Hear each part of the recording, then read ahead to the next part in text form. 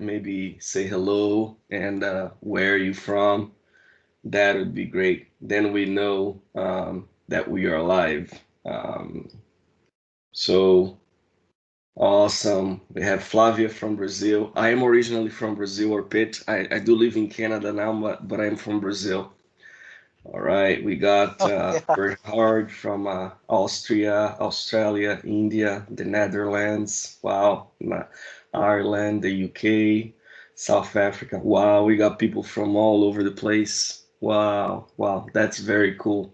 Very cool. First and foremost, Arpit, thank you so much for putting this event together. It is really an honor to take part on it. Thank you. I know the amount of effort that it goes into organizing an event. So I really appreciate you taking the lead there and getting it done. Oh, nous avons des personnes from France. Hello, Gilles. We have some people from France here too. All right, that's cool. Cool. Very good. Very good. All right. So let me get it going here and start my screen. Uh, and where is my team handle? Let me move another side and we'll be going in no time. All right, so we still have 1 minute on the clock here. Let's just wait a little bit and get going. So where I'm at now, I live in Calgary, Canada. It's 7 in the morning. So I refrain to say good morning because it could be good afternoon or good evening somewhere else. So I'll just say good day. And thanks for joining us today. All right, let me get my screen going here, and we'll get started at the top of the hour sharp. So a few more seconds here, and we'll be ready to go.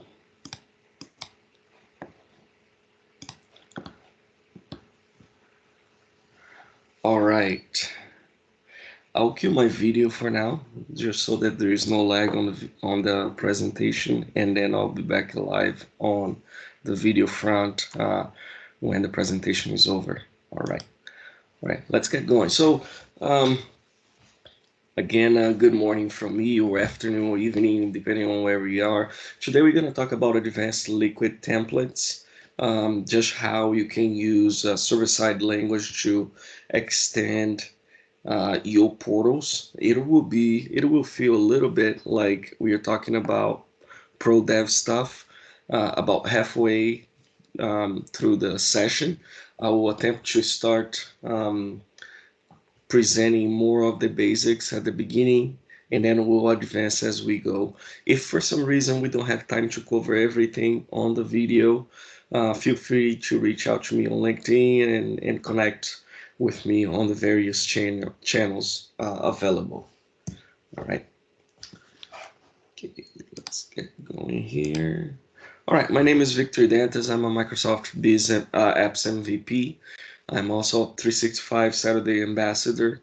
Really take pleasure in being part of this community. If you are not yet part of it, join. We always have good events and good content that we share through the various channels that the community has. So for me, it was a game changer becoming part of the community, connecting with other folks, and just besides learning a lot, building a lot of friendship around the technology, the Power Platform technology. So again, join us, connect with folks in the community. It'll be really a pleasure to having you over. Um, you can scan my QR code to have access to the various my various social media um, accounts there. I do try to write blogs and do videos every now and then to stay on top of my game. And also my email there if you have questions on portals, and if I have the answers to help you, I'll be glad to help you. All right. So the objects of this session today are essentially understanding, building solid skills on Liquid, then understanding the technology around liquid templates. Moreover, understanding the internals about portals, then building up your programming capabilities in Power Apps portals, and then establishing good practices. And then, if time allows, we're gonna look at having a view of the future. So what's coming up on portals, what's next. So that's essentially the idea of the sessions, what we are going to envision for. So if we cover all of this in the next 45 to 50 minutes, it'll be a great accomplishment. All right. So the agenda are, we're gonna look at the portals under the hood, what it looks like, what is the data structure attached to portals. Then we're gonna look at the schema of a web template, which is the focus of our presentation today. Then we're gonna have a deep dive into the liquid template language. What are the operators, the types, the built-in portal objects, tags, filters, so on and so forth. And then we're gonna look at common usage of liquid programming within Power Apps portals. And again, if time allows, we're gonna have a look at a simple sample on including React into Power Apps portals. So under the hood, what Portal looks like is it's a combination of an ASP.NET site, website, and baked into the internals today. I know that there's a lot of change going on, but baked into the internals, you're looking at a .NET, ASP.NET web forms portals with a little bit of MVC behind. I know that things are changing there, but we don't have visibility to what is changing. So the internals still use quite a bit of forms and MVC. Can't recall the version of the ASP.NET MVC that's being used, but it's still part of it. And then on the other side of the binaries, if you will, for portals, you have data. So Portal is heavily driven by data that you have inside CDS. One of the core entities of portals is websites. So you have a record of a website, its name, and then a pointer to web pages available in that associated to that website record.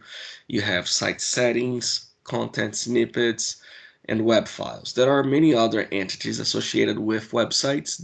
The ones that we see and we look at the most, especially troubleshooting portals, would be the ones I just described.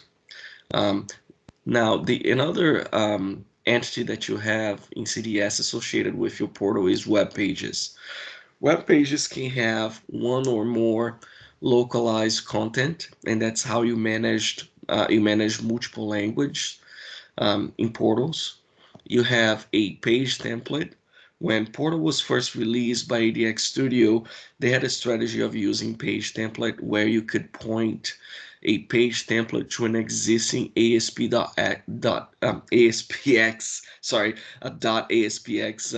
file, which would mean that you could create and customize the .NET code, the binary associated with the portal. It's no longer available through Power Apps portals, but the structure still use that. The internals are still wired to use page template, though we cannot upload an ASP.NET page to it, or yeah.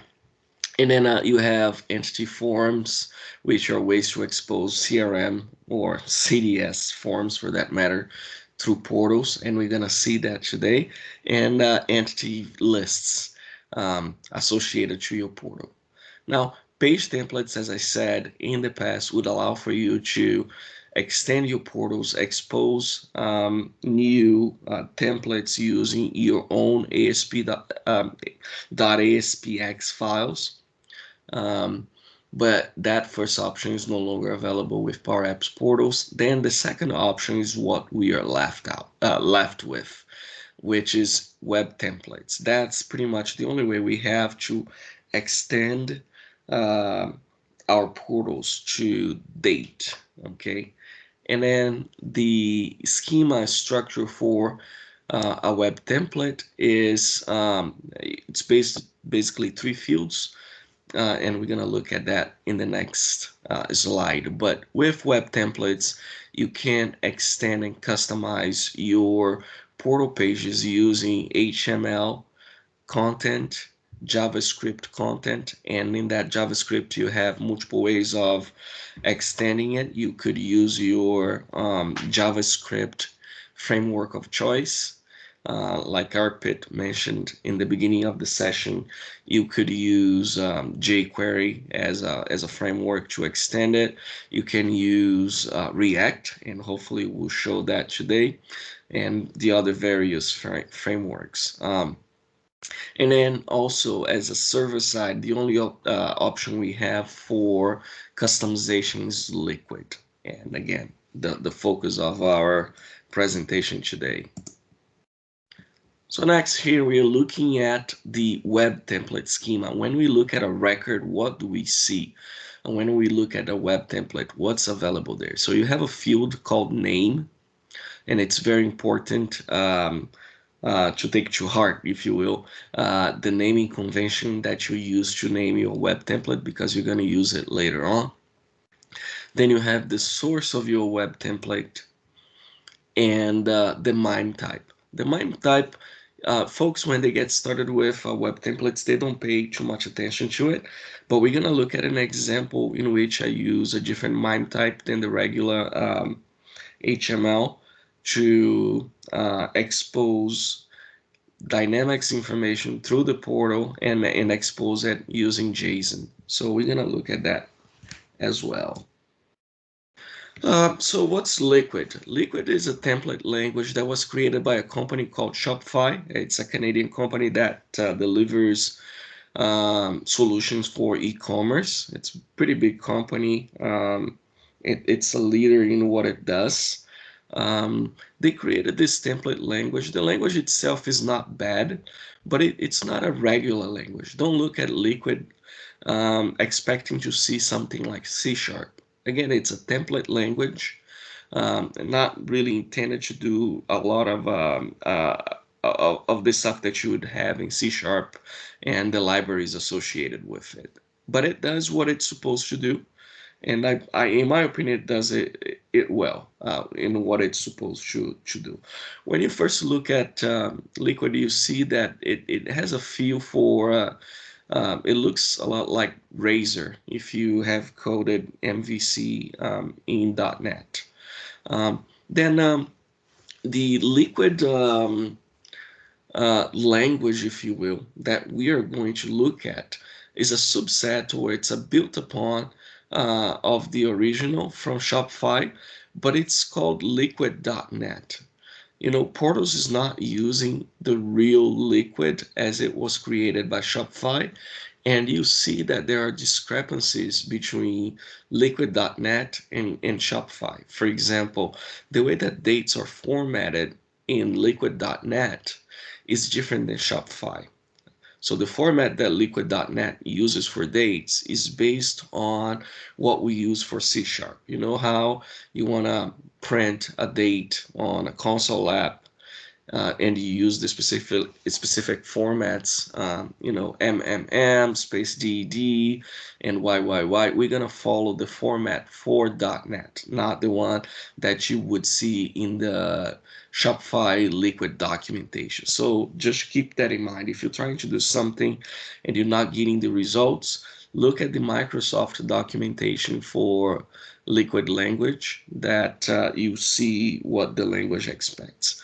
And sometimes also you look at examples at the Microsoft documentation, assuming that it works, and it won't work. So you're going to use two sites interchangeably when you're looking at documentation. Both the Microsoft one, I would say start with that one, and then go to the Shopify one as you advance on your search for answers. All right. And again, you can reach out to me, you can reach out to Arpit. There are some other portals champs that you can reach out to, Oliver, and the other guys, Nick, Doma, and we'll talk about those guys later on. What Liquid looks like at first. So when you look at liquid, the first you see is square the brackets there and the percent sign. I think, in my opinion, it's gonna take you back to Razor, how things are done, because it's a template language. You see a combination of HTML and the code itself in all in one file. So it kind of takes you back to, classic ASP, maybe Razor, maybe React if you use React. So that's what you will see. So in order to see a template, let me step out of the demo, the slide real quick here and just show you how you can get to the template itself. So what you do is you log on to make.powerapps.com, then you open the portal management app. It's available under apps, this option here. So you can click on it. It will take you to this model-driven app, and then you have access to all entities. You'll notice that some of the entities that I talked about are available here, and there are lots of others that you can then explore later. Then you're gonna go to web templates, and there is a bunch of web templates out of the box. There are a few that Microsoft put comments on for you not to mess with, so please don't, because you're gonna get in trouble if you do, or you might get in trouble if you do. This one specifically, the default studio template, this is what they use when you are editing the portal using the front-facing website tools.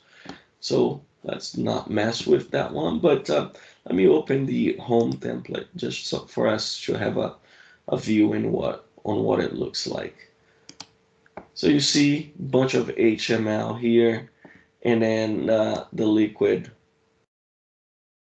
template instruction. So if you're exploring this, you're gonna see the liquid tags or instructions will be surrounded by brackets percent, or as you saw in my presentation, it's also represented here with the double brackets.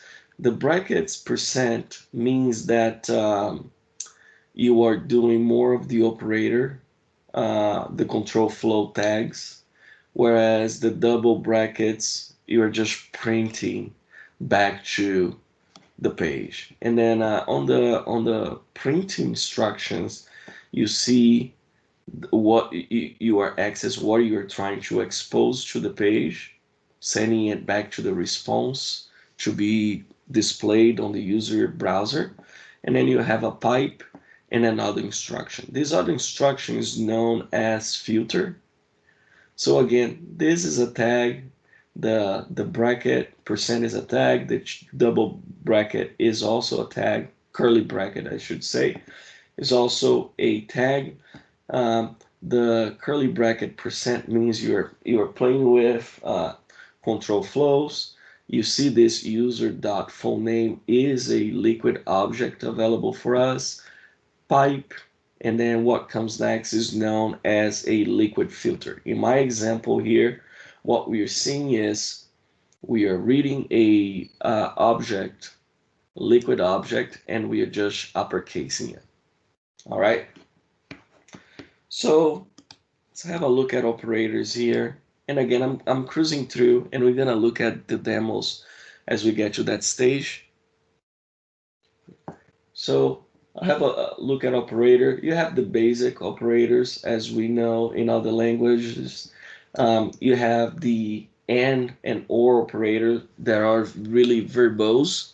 It's not the percent, the and percents and the pipes.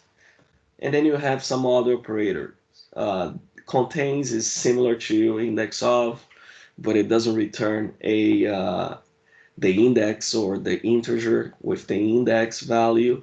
It just says whether or not a string contains a value. You can use contains also for arrays if a value is in an array. You can do start with, ends with, size for collection. that can be used on strings as well. What number of characters you have in a string, or the number of items within an array as well. Uh, you can check for empty strings, empty arrays, object, boolean, and zero. This is a really cool way of doing that, and we're gonna have a look at that in our demos. And another operator that you have, or control flow that you have, that's really interesting is unless, and we're gonna have a look at that. So let's step out of this for a second, and let's look at the demo as we advance. And I will attempt to do a side-by-side demo as we talk about these programming instructions, all right?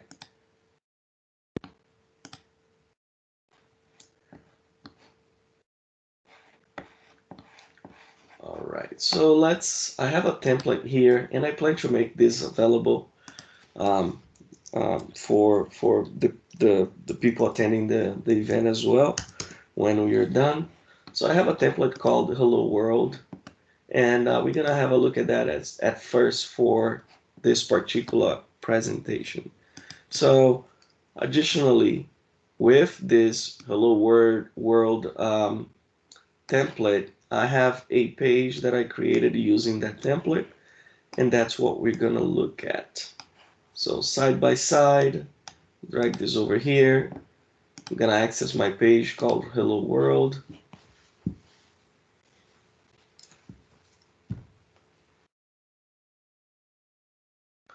All right, so on the first side here, you have, let me arrange this screen a little better. Sorry, folks.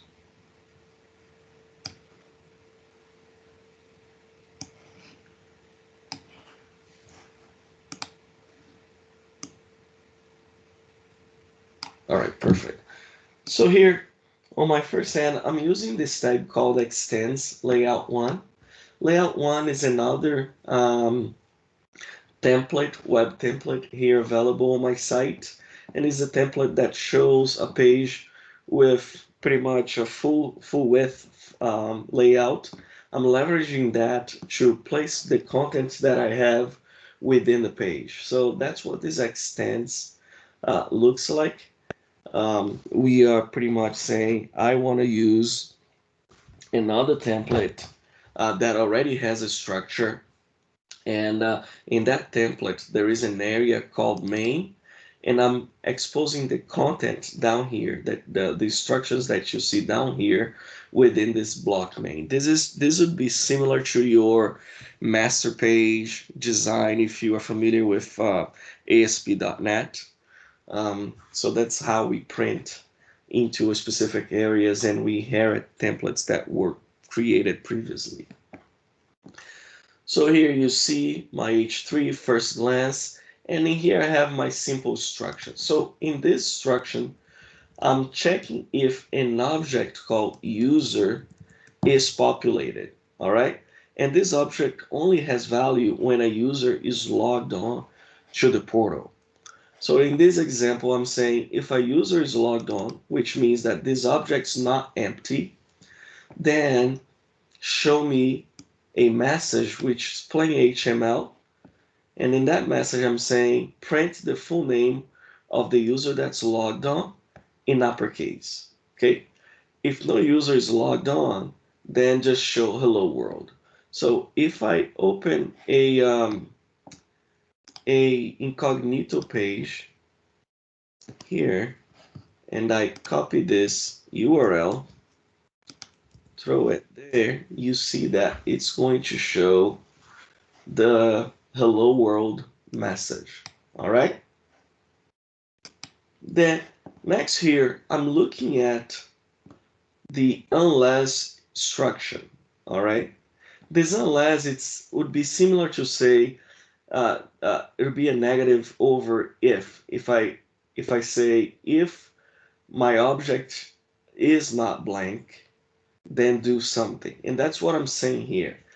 Unless full name contains Dantas, show this message. So in essence, what I'm saying is, if the full name of the logged on user does not have the word Dantas, then show this HTML content. Okay? So that's what is at play. Notice that in the page that I'm logged on, we are not seeing any messages pertaining to this particular sample. But again, if I open the incognito page, we see that message there. So unless is similar to if not, or in C sharp, the exclamation mark, right? To revert the if statement um, instruction, if you will. All right. So going back to the presentation, we're going to look at types next. What are the types available in Liquid template? The first thing we're going to look at is how we create variables in Liquid. There are two ways to create variables. One is assign, the assign instruction. The other one is capture. We're going to look at the difference between the two. Then you see that in Liquid you have many of the native types that you see in other languages: string, number, boolean, array, dictionary, date time, and null. We're going to look at the null comparison here. All right. So how do we create a variable? So when we look at types, this is how you create a variable. You call it assign, full, and then the contents of the variable. And then down here, as I explained before, I'm using the double curly brackets just to print the value of my variable. All right. And this is what you see here. In the first example, I'm creating the variable full and the content is bar, and that's what you see on the browser. Now, another way to capture a variable is to use this particular tag here called capture, where you say capture the name of the variable, and then everything that's between capture and name capture becomes part of your variable. Now, this comes very handy when you're dealing with HTML content that you want to assign to a variable. I mean, at least for me, that's where I've used that in the past. Okay. Where you put lots of content, multi-line. You wouldn't be able to do multi-line unless you put the BR here on this top example, but over here you would be able to. All right. And I'm then printing my variable, and I'm using a filter, a liquid filter, to say whenever you see a new line, translate that to a BR tag in HTML. And then here's the result of that particular command. All right. So next we're going to look at string variables. You have two strings here being declared and assigned, string A and string B. And notice that I can declare a string variable using double quotes as well as single quotes.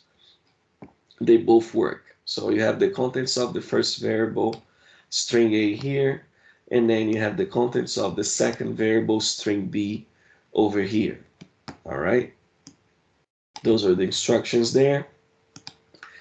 And now you have numbers. Now, number it's a type in itself in Liquid, whereas I cannot declare an int or a decimal or whatever using the number type.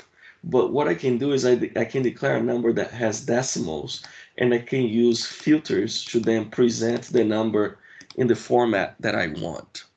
Okay, so in my example here, I'm declaring pi, and then I'm using floor to determine the size of pi.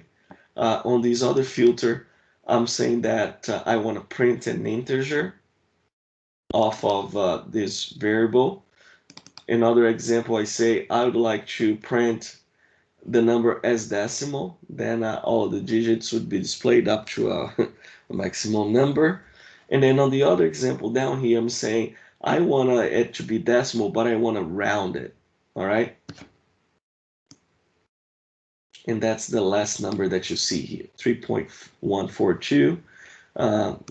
The other number is the full decimal, then integer, and the floor number. You can play with floor and ceiling. Those are both valid filters in Liquid, okay? Now, next example is the date time data type. In here, I'm accessing a object that's available on every page in portals. It's called page. You have access to the user who created it, when it was modified or created on. You have access to an index of children pages, child pages associated with this particular page, so on and so forth. So you have access to it. You also have an object called now, and that gives the current time to you. And in my example here, I'm looking at the now timestamp, but I'm applying a filter to only get the date. And this is pointing to the comment I made earlier, that the format for date time is based on the C# format, not the Shopify, the Shopify filters for date time. So if you're struggling with, oh, I have used MM and it's not giving me the right format, you're probably using the Shopify documentation instead of the Microsoft documentation for portals. Next here, we're going to look at arrays. And in my example, what I'm doing here, I'm declaring an array based on a string with multiple options here. And I'm splitting that string with the comma. That's what this filter does. And that gives me an array of strings. So once I get my strings, I'm now iterating through my collection and printing the name of every speaker. And in my example, I'm adding the BR after each particular item. So that's what you see on this sample here. Danish, Yash, Raz, and Victor. All right. And there is another object called dictionary, or the data type, data type called dictionary. So in this dictionary, I have a request, I have parameters, and I can check the size of this particular dictionary. But I can also, I didn't put it on the example here, but I can also iterate through the particular dictionary and look at the items within the dictionary. In this particular object, parameters would have, if you're passing values from one page to another, you would have the name of the parameters and the value associated with it. Okay, and here's the result of that print. So request has 93 parameters. All right. So the last tag here is the comment tag. You cannot do \\/ to comment stuff in Liquid, or even \*. It does not know what that means. So in order to comment a piece of code, you have to do it this way. You have to put it inside a comment tag and comment tag. All right. So far, so good. Do we have any questions so far? Or should I keep on going? All right. If you don't see comments with questions, I'll just keep cruising through. All right. Let's go back to the presentation. The next part here that we're going to look at is the multiple tags associated with Liquid. All right. You have tags in the category of control flow, where you have if, unless, and case. They're very similar to what you see in other languages. You have the iteration flows, for loops. There is one interesting iteration flow called table row. That one does not work in the Liquid for portals. It's in the Microsoft documentation, but it's not working currently. You have template tags, fetch XML, include extends. We had a look at extends where you want to where you use an existing template as a shell for your template, where you can build and add content to different areas of the template. You have the comment template tag that we just saw, and raw. Raw, essentially, you are reading an HTML content and then you want to push that out to the response, to the request that came to your page. Okay. Then at the end, we're gonna look at the CDS baked-in entity tags. You won't see any documentation on that on the Shopify side just because it does not exist there, but it exists for us in the Power Apps portals. All right. So let's look at those tags for now. I have another template that I created that's called liquid tags.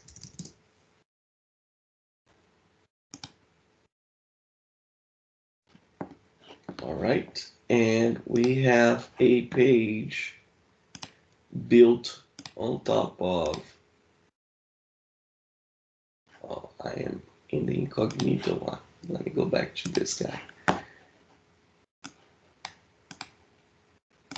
Oops.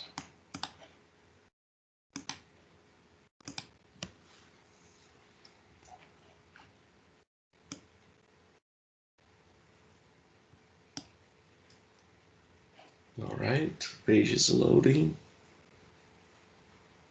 Let's give it some time. All right, so again, we're going side by side here. Make sure that we understand what's being done through Liquid when we see the information exposed. So the first instruction we're gonna look at here, first control flow tag, is case. So very similar to other languages that you play with. The syntax is different, but the flow is pretty much the same. I declare a variable here called value, and what I'm testing is I'm looking at the contents of value to print a particular result. So when value is 1, then say this is number 1. If value is 2, number 2, else neither 1 nor 2, this is number 3. And that's the result that we see here on the printout. Then next one we're going to look at is iteration flow using for loop. Now the for loop is pretty cool in my opinion, and we're going to see a few cool things here that will help, especially if you are doing a lot of the HTML in combination to the language. I think you're going to like this. So again, assigning an array of strings where I split this particular string in the comma here, so we get an array. Then we print out the list of speakers. You see the full list here: Danish, Alexander, Raz, Victor, Scott, Arpit, and Narayan. And it ends with a comma here because I have not controlled to see if it was the last item on the list to remove the comma. Then you see another for loop, and this time I'm using the limit option here at the end. And what it does is I'm looking at the collection, but I'm only picking 3 items. And in my example, I'm picking the first 3 items. So that's the result you see: Danish, Alexander, and Ras. Then on the other example, I'm offsetting 3 items. I pick the list and then I jump to the 4th item and I continue to iterate through and print the results. And that's what you see here: Victor, Scott, Arpit, and Narayan. Now those 2 instructions and other instructions can be used in combination. Say that you have more items on the list and you want to offset 3 and limit to 3. The intended result would be, or the expected result would be, Victor, Scott, and Arpit to be printed on that example. I can also do a for loop and reverse the result set. So read it from the back to the beginning. And in my example, I'm using yet another instruction called cycle, what cycle does is it will go through, let me extend it for a little bit. Come on, Liquid, sorry. It will go through these options interchangeably as we loop through the array. Okay, so I'm going through my array in reverse order, and as I print my link object, I am setting up the class that I want to use for each item automatically as we go. So the result is what you see here. The first link button will have the BTN default bootstrap class, then primary, then I think the success, and then default, and then primary, and then success and default again. So I think this is pretty cool. I mean, if I had to do that using another language, I would have to bake in a lot of code in that just to do this simple instruction. All right. Next here, we're gonna look at the for loop object. This is baked into a for loop iteration, and in it you can see if the item that you are iterating through is the first on the list or the last on the list. Now this comes in very, very handy if you are exposing Dynamics data through portals as JSON. You know, you probably know this, but in JSON, if you add an extra comma at the end and you try to validate that JSON result, it's gonna fail because you cannot have that extra comma there. So if we had to do this in another language, we would have to do the index of the item, compare that to the count of the items available in the collection, and then we put the comma here. But Liquid gives to us this instruction, which let us know if it's the end or not. Okay. Next is the infamous table row. This instruction is a valid instruction, but it still gives me an error message. So not sure what Microsoft will do about this one. But the instruction, the tag is documented on the Microsoft website, but it does not work. So if you want to try to use if you get it to work, let me know. But I was never able. But the idea with this guy is that it will translate the item part of your collection. If an item is an object with multiple columns, it would create a TR object with all the columns available on your object. So pretty cool stuff, but it does not work. So hopefully it will work someday. So now we are transitioning from the iteration flow tags into template tags. And this is how essentially you query Dynamics data within Liquid. So let me see if I can expand this a bit more. I might need to reload my page, so please be patient with me there. Yeah, I think that's good now.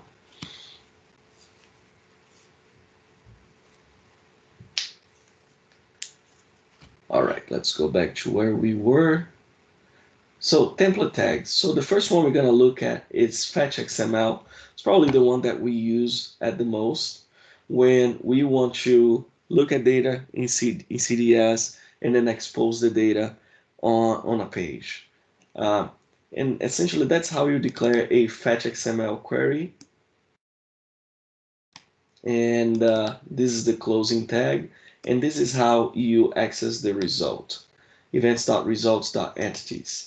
Now, a few things before we advance too much on the subject. The only reason why I was able to access data in this particular entity through portals is because I have access an entity called entity permissions, and I have set it up so that this user with a particular user role that I have for the user logged onto the portal has rights to see this the records within this entity, right? So before you get to a place where you want to list data, make sure that you have properly configured your entity permissions. Otherwise, you're going to see a message say you don't have access to this entity. So if you're experiencing that when you run through these examples, go to entity permissions and have a look. Make sure that you have the right permissions to see the data that you're attempting to look at. Okay? So this is how we declare fetch, and this is how we assign the results. So down here, I'm doing some regular HTML stuff, just creating a table with headers. Notice that I'm using bootstrap stuff here, so that's how the table looks nice. And then I'm doing a for loop to loop through the result set that I got from my fetch, right? And in here, I'm looking at the name column, then the start date, doing some formatting here using the date filter, and the end date of my event, and again, formatting the date filter. And this is the result that you see right here. Okay, so now we are going to look at another example where my query now has joins to other entities, and also it's got a option set type of field that allows me to expose some of the labels here. So notice that in this example, I'm starting with an include. What I'm doing is I'm reaching out to another template, web template, by giving this name, okay, the name of the template, and passing a parameter to my template. The parameter is being populated by the ID of the user that's logged on, and this is the name of the variable or the parameter within this particular template, right? So let's quickly jump to that template and look at the contents. So web template,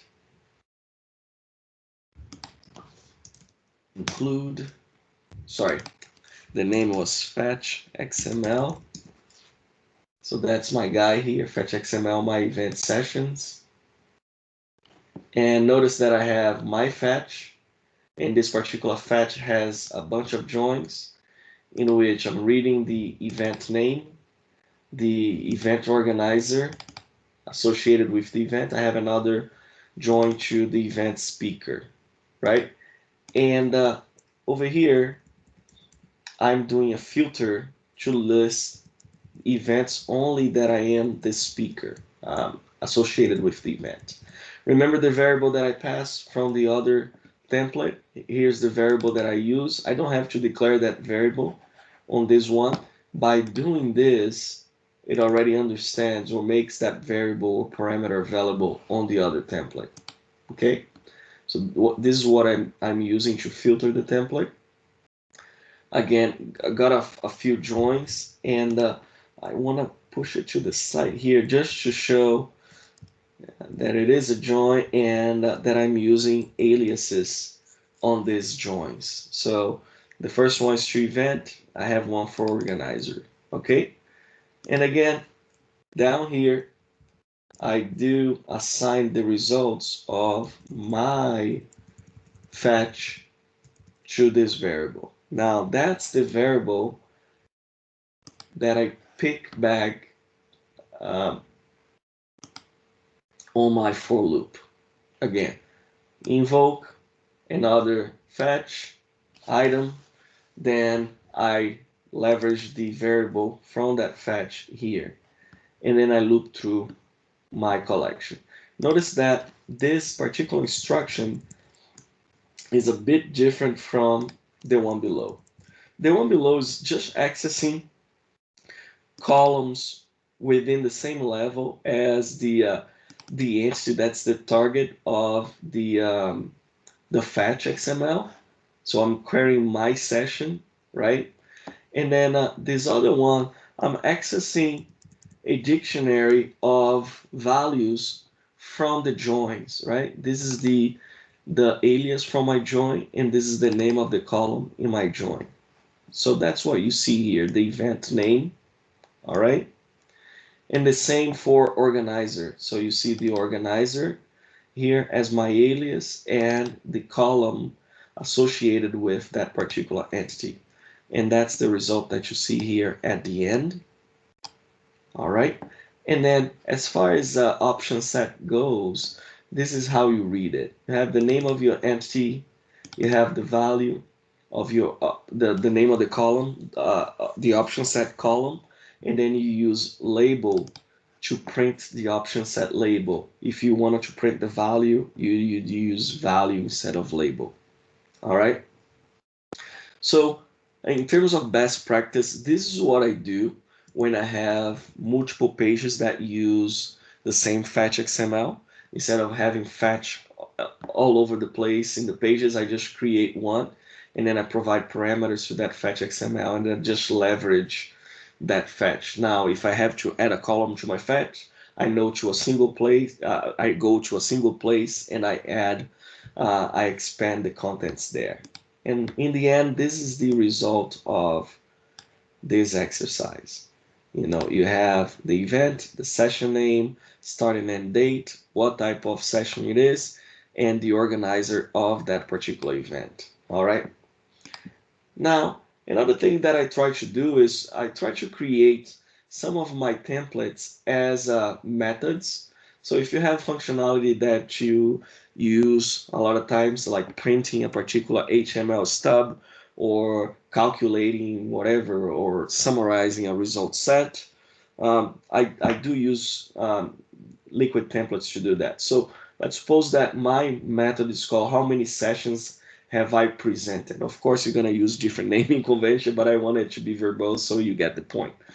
In this example, what I'm doing is I wanted to see how many sessions I have as a speaker. And sorry for the name of the variable here, it should have the speaker ID. So I got that wrong, but anyhow, so let's look at that template real quick. Web template, and the name is how. So in this web template, you see that I'm passing the other web template that we just used to populate this item here. Okay, and then I'm presenting a counter.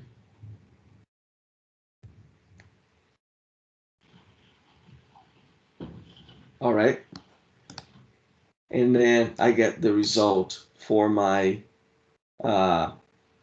result set. So this I call like having liquid templates as method, not necessarily a method like in C# that you pass parameters, you can do all sorts of things with the method, but you get the idea. Now other tags, we're gonna cruise here really quick. Other tags that you have in Power Apps portals are called CDS tags. Those are exclusive to the portal product. You don't have that in Shopify. So the first one we're gonna look at is editable. So editable is it exposes content if you are admin of the site that you can then extend from the page. So what we're saying is look at the page object, look at the field called ADX copy, and expose a tag of type HTML, and the title of that tag is going to be page copy, right? There are some other filters here. If you want to escape, meaning if this content is HTML and you want to see the HTML printed on the page, you can set it to true. Then you would get the less than and greater than signs, and what it's a liquid tag, okay?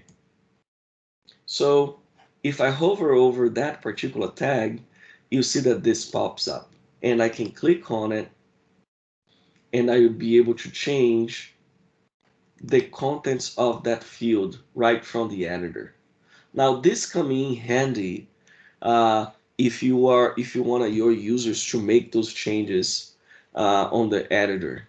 Okay, if you have a power user that is managing these contents and you don't want to have to do it in the back end, so this is a good scenario to use editable. The other one is more at this website level, when you have a particular content that needs to be printed across the different pages, and you don't want to change that all the time, go through all the pages and change it. So you can create a content snippet, and they are created here in this area of portal, and this is how you expose it. Okay, so I can click edit here, and I would be able to see the contents. I can make changes. I can access the HTML and make changes directly here. Again, this comes in handy when you are dealing with power users extending the content of the portal. Right. The next one we're going to look at is entity lists. Now, you probably have, if you've done portals, you have done entity lists by creating them here in this area, or entity forms. But the cool thing is that you can print an entity list using this tag. All right. Just give it a name of the object that you created here, and then you'd have access to the total amount of records on that entity list. You can loop through the records on the collection and then do your own table if you want.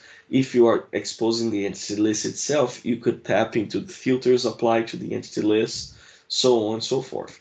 In my example, I'm looking at an entity list that's based on the account list, and I'm building my table on my own and presenting the data myself. Okay. And on my example, if I click here, it will go to the site. I have access to the counter, which are printed here. So there is a lot of cool stuff you can do in that example.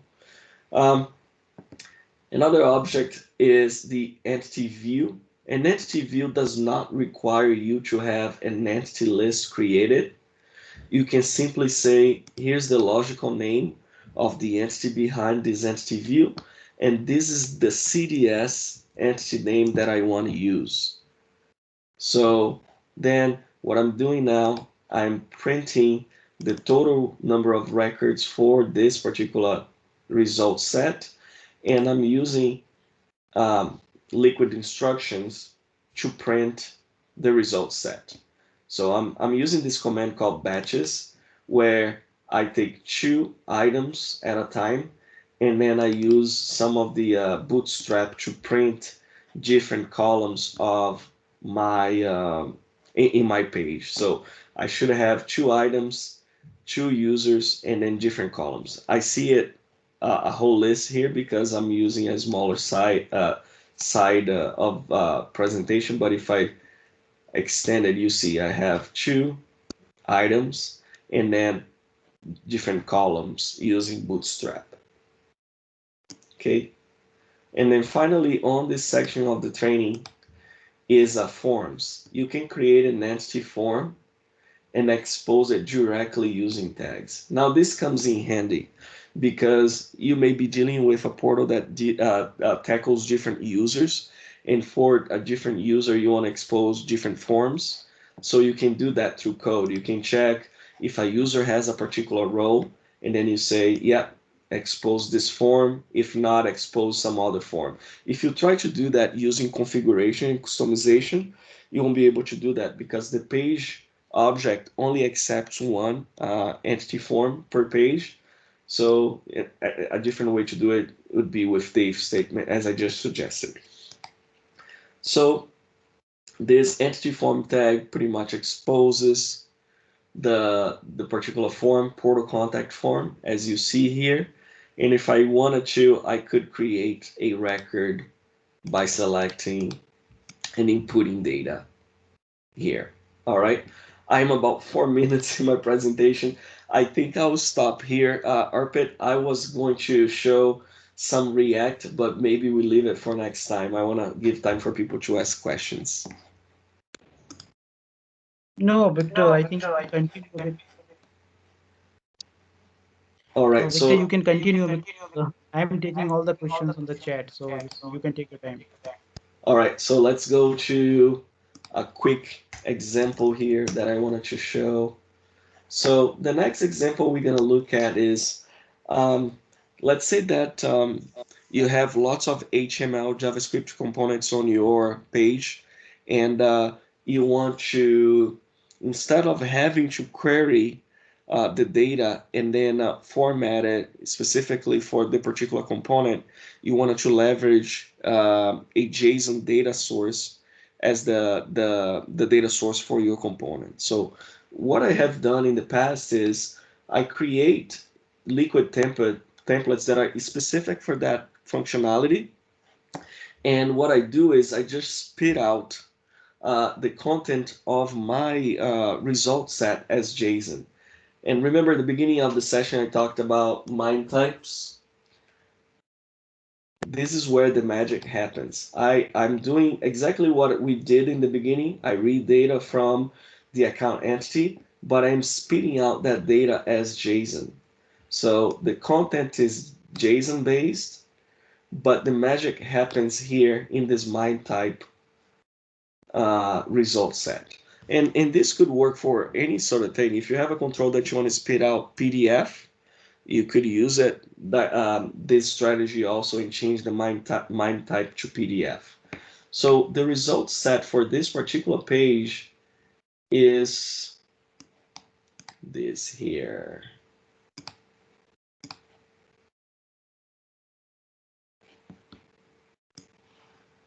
All right, so I have a JSON page source. You can create a bunch of different pages as web service, if you will, in which you can provide data to multiple controls in your website. All right, then finally, the last example I'll give today is the React. So I have this page called React Sandbox, and in my example, what I'm doing is I'm using CDN to load React to my site. Two files, you have React Development and React DOM,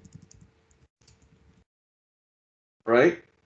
And then I'm just putting a page copy object here to allow me to inject whatever React commands I wanted to test it out on my website, all right?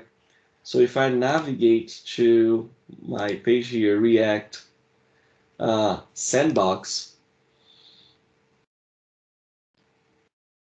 you see that I'm now doing the second counter, which you could do in JavaScript, but I'm using a React instruction.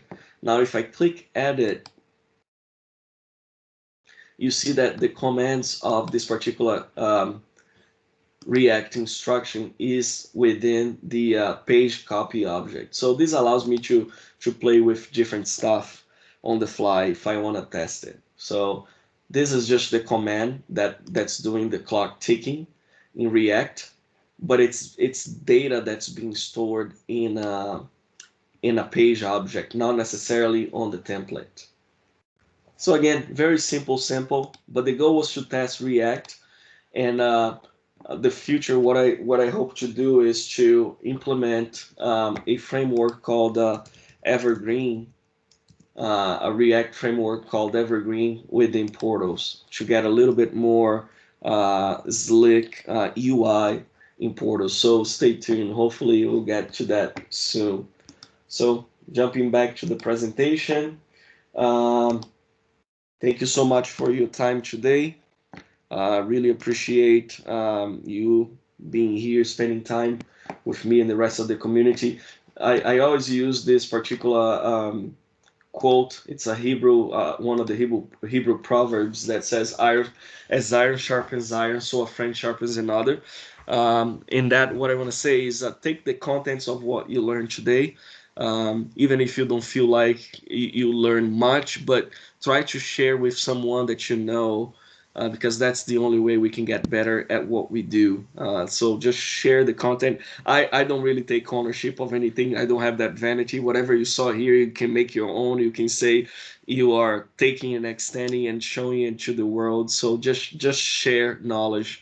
I think that's the goal of our community. And thank you so much, Arpit and the team, for putting this together.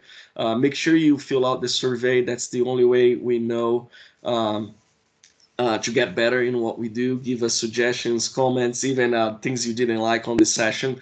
Let us know so we can get better. All right. Thank you very much, and enjoy the rest of the event. Thank you so much, Mr. for a wonderful session on the liquid template. I'm not seeing the much questions related to the liquid template. We're having a hard time hearing you, Arpit. Not sure if it's a mic problem. Can you hear me now? No, it's very low. Maybe it's for me. I don't know if for somebody else. If you can if you can hear it, Yeah, here too. Yeah, Here too. it's the same. yeah. So I'm not going to take over, but I think next in line we have Alexander. He's gonna talk about PMA, if I'm not mistaken, taking a portal and creating a mobile